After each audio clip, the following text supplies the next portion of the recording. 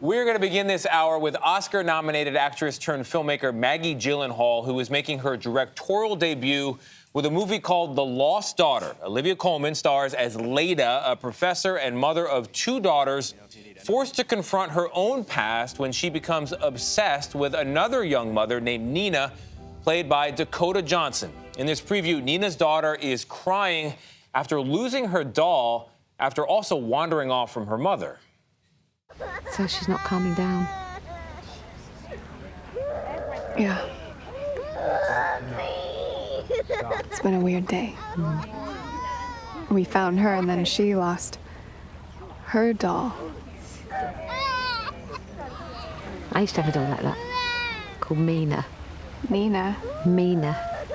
What Minnie Mama, as my mother called her. You'll find it. Yeah.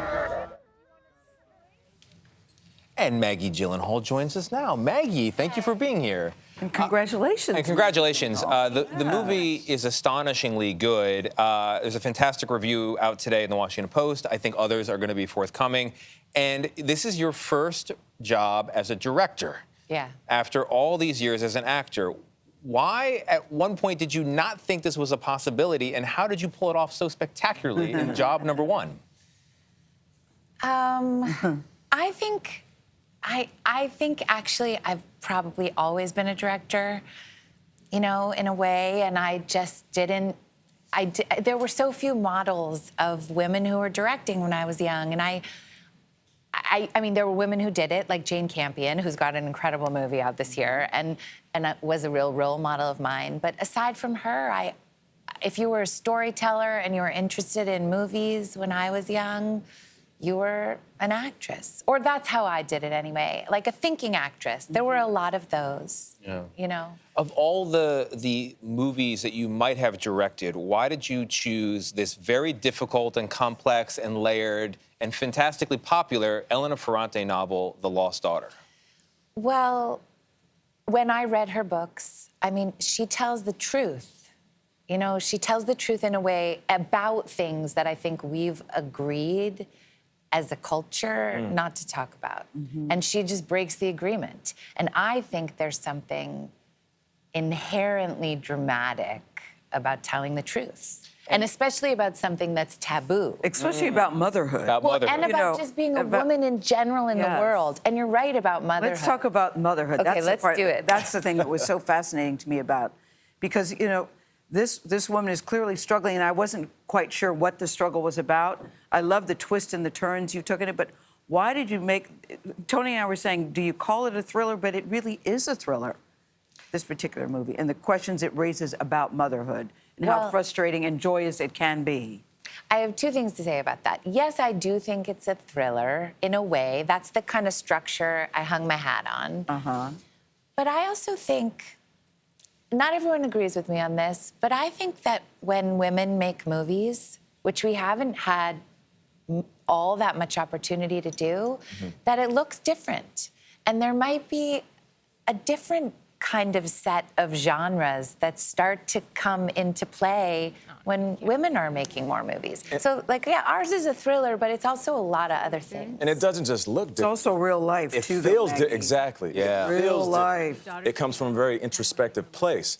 Why do you think there isn't enough stories told by women? And how do we change that?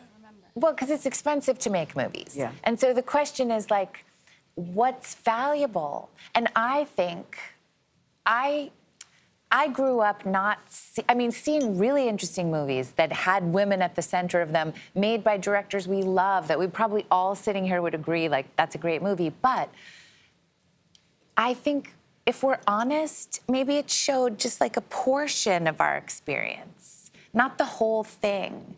And so what I was really interested in trying to do was, like, get into the edges of our experience, the real darkness and the real ecstatic lightness, and especially about mothering. I think we got to stay quiet about all sorts of things, and it makes us think no one else feels the way we do.